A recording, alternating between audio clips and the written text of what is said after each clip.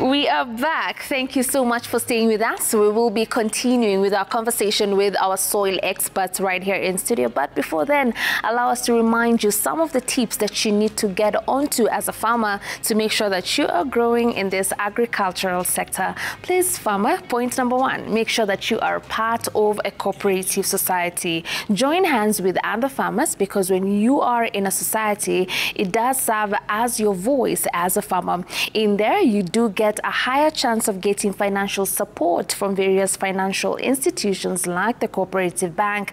At the same time, you get professional agronomists coming to your farm, giving you guidance on what you need to do and what you don't need to do to make sure that your crops are growing as they should in the farm. At the same time, kwa sababu mko wakulima wengi, you kusanya your produce, all of you together, at the end of the day, you have a better supply that you're supplying to the market. Therefore, you have a higher negotiating power. So dear farmer, usifanye vitu kwa peke yako, join hands with other farmers and make sure that you are working together in your cooperative society, and also take advantage of the various credit solutions that are being offered by the cooperative bank to large-scale farmers, small-scale farmers, and farmers in societies as well. Now, Minnie, I'm going to come back to you. Bado tu kwa hiyo agenda ya large-scale farming and organic farming and how practical and sustainable it is. Please give me your opinions on the same. Organic farming is very sustainable, but it will begin from consumers. If consumers push for organic produce, by them understanding that it's junk in, junk out. So there's a rise of very many lifestyle diseases that ideally were not as many if you look at it back in the 90s. So there are high risks of cancers, among other things. And most of them are usually led back, it comes back from your diet, from your gut.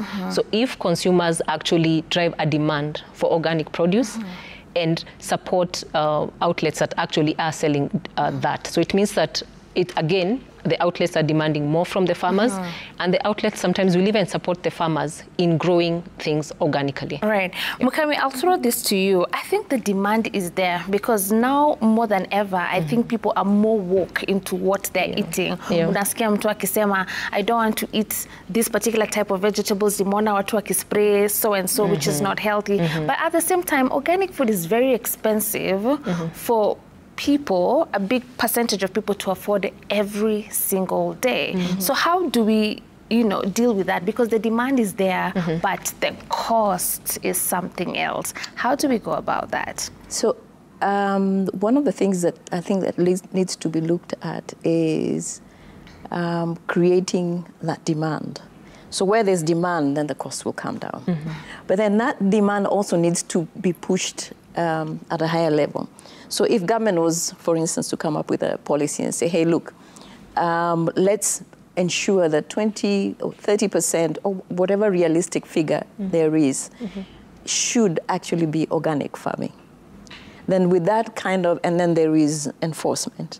So with that kind of push from the government, and then the demand coming from the consumers, then that should be able to make it more affordable. But I think even today, if you can't actually be able to get hold of a few ngwashes, dumas, and organically grown, and actually be able to replace it with our normal bread and those kind of things. So the push also needs to come up from a higher level, at policy level. And once the policy probably is implemented or is enforced, then we begin to see there's demand, and then when there's demand, then it becomes affordable for everyone. Right.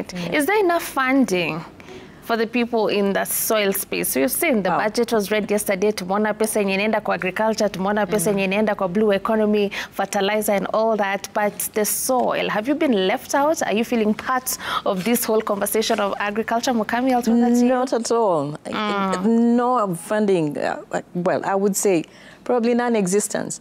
The other day when we were at a World Bank forum together with Minnie, one of the concerns was that it's only 250,000 USD that is pumped into soil health management, which is a bit sad. There are things that are being funded around soil, irrigation, solar panels, But the actual soil, even when you look at development projects, funded projects, they're looking at other things, you know, things like climate resilience. They're looking at maybe certifying these farmers and forgetting about the most basic thing, and that's the soil. Right. So I would look at a situation where also government makes this policy and says, before I give out my subsidy, please, farmer, come with your analysis report for your soil, so that I know what I need to give you as subsidy. Hata kama ni subsidy usipe tu yoyote. Dish out. It needs to come from an informed place. What's the basis? Let's test the soil. Let's see what nutrients are needed, and let's also. And I know the government has already started that initiative of soil fertility mapping, so that they're able to know each county or each region what's the soil fertility status. But I'd like to add subsidy that is relevant to the area. Right. Yeah. Just to close the loop on what 30 seconds. So I believe also close the loop. So you've told me, you've given me the subsidy, and you've told me what my soil is lacking. Close the loop. Advisory is also very important, because with all this information and the science, with no constant advisory, then it means that, again, there's still a gap that needs to be filled. So also make policies around advisory, extensive services. It will be very important. Great. Thank you so much, Mukami and Minnie, for those insights. I really like that one. Subsidy, unaenda pia na report of the state of your soil. Very nice. So with that, we have come to the end of the program. Thank you so very much, Mukami. Thank you so much, Minnie, for your insights. Thank you to all the farmers that made this week a success, and of course our viewers for being with us from the start to the end of the program. We'll see you again next week with a lot more when it comes to all matters agriculture. Until then, do have yourselves a fantastic weekend. My name is Violeta Ngina. Goodbye.